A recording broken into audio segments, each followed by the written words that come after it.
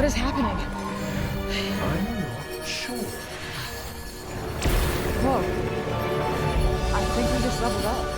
That is Forspoken. After the entire internet told me not to play Forspoken, I decided to play it anyway. I really wanted to see why people hate this game so much. Maybe it's gonna be different from me because I did like Saints Row. All I knew is that you are in a fantasy world and you have superpowers, so I was really ready to dive into it. But before we jumped into this fantasy world of Forspoken, we were living in New York, I think. The very opening cutscene of the game was very confusing to me because of the way it looked. You can see how the cutscene looks a lot bloomy. I thought some of the settings were lowered, so I spent a good amount of time taking a look at the graphic settings, and nothing was wrong.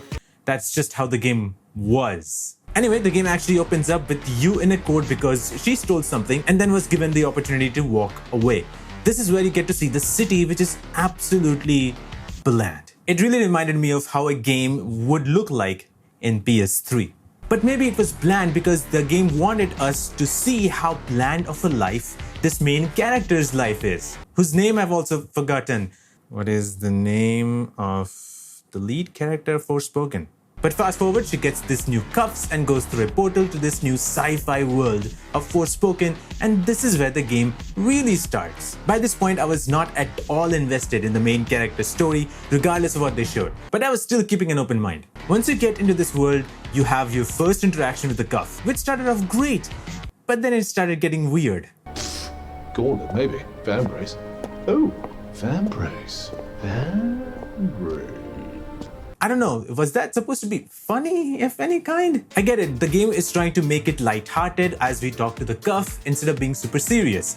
But sometimes it's okay, and sometimes it's just bad. More importantly, this game really wants you to bond with the cuff because there is Ask the Cuff Anything mode, where you can ask the cuff whatever you want. And generally, I thought this is a great idea because you get to know more information about the world, characters and everything. But the problem is you have to stand in that same location until the whole thing is done. To me, I don't understand why this is needed, but maybe for some of you it's okay.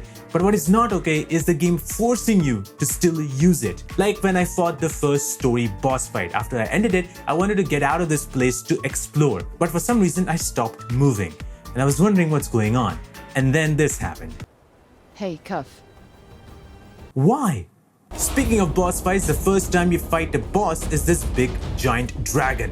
It looked very cool. The entire area was surrounded with blue dust, and the first boss fight being a big huge dragon definitely was not what I was expecting. But I knew that we are not powerful enough, so we will have this boss fight for a little while and then the dragon will pick us up and just throw us out somewhere. But that's not what happened because I fought this boss battle like any other boss battle, and I fought him for 20 minutes. Because we are not able to give enough damage, the health bar is moving super slowly. And all you do is just spam the attack button and move around, and I kept on doing that for 20 minutes. It felt like I was doing it for hours and hours. And once that was done, the dragon picked me up and threw me somewhere else. And this happened in the first hour of the game. We have no idea what we are doing, and we have no idea what this world is about. We finally enter a place where there are people around, and we were asked to go to court again. In comes the next issue. Cutscenes. No matter what game it is, if there's a cutscene, it shows the entire scene and then moves to the gameplay, or it fades to black because it's loading to the next area. And also games are not doing that anymore because they want to make everything look more seamless. Not in this game because this game does it very differently. It ends a cutscene by fading it to black and then starts again with the same exact people, with the same exact conversation in the same exact place. This big cutscene in the courtroom was actually divided into 3 parts, and all of them fading to black and then starting again from the same exact place. I don't know why they couldn't just stitch all of it together and make it one big cutscene, because fading to black here makes no sense. However, things started getting better because I was in the open world. I started enjoying it a bit because you could run like the wind. You could really travel 1,000 kilometers in just a couple minutes.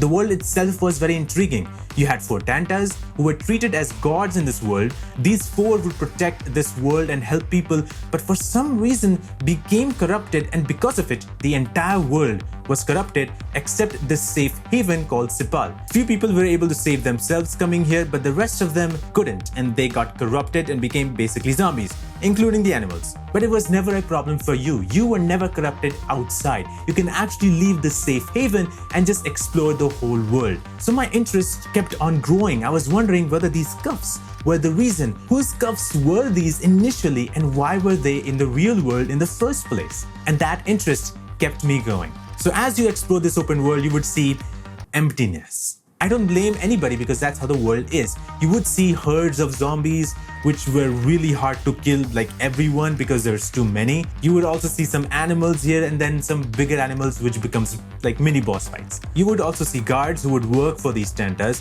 who would use shields and they can block all of your attack straight ahead, so you need to find another angle to take them down. So going out to this open world and fighting these people were quite fun until I saw this.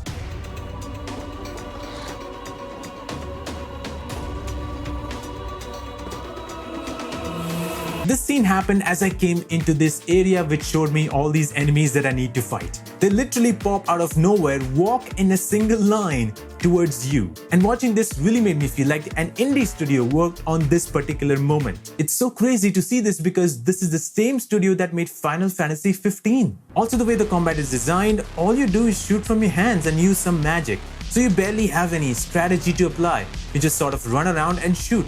At times I really got bored because you are not doing much and you don't feel strong at all, and it doesn't feel like your attacks have any kind of impact. You would see these numbers popping up, but you're doing so little damage that you have to keep on shooting for what feels like hours. With all of that, I still enjoyed fighting in the game, especially with these simpler enemies because you could just run around and jump on top of them to do a move.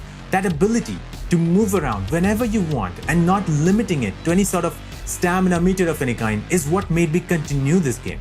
Even though I said the open world was sort of empty, there were points of interest. You will have your safe houses where you could sleep and do upgrades, but you also have other places to visit where you either fight bosses and collect some item or just discover something new. My favorite was these locked labyrinths. These are locations underground which are connected to these tantas.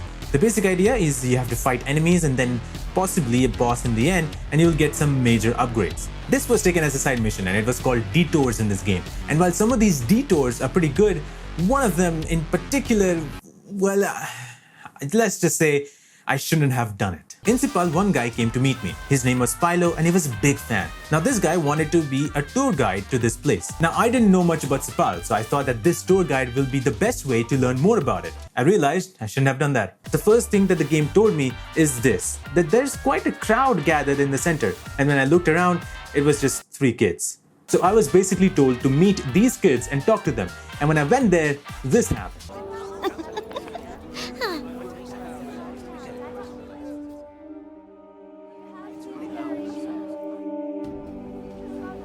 Shall we?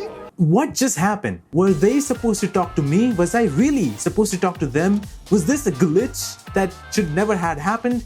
I had no idea. After a few stops and a lot of fade to black moments, I was in the farm, which also had a cemetery. Now I don't want to be nitpicky here, but this dialogue was a little bit cringy to me. Hey, you can't create food out of thin air, can you?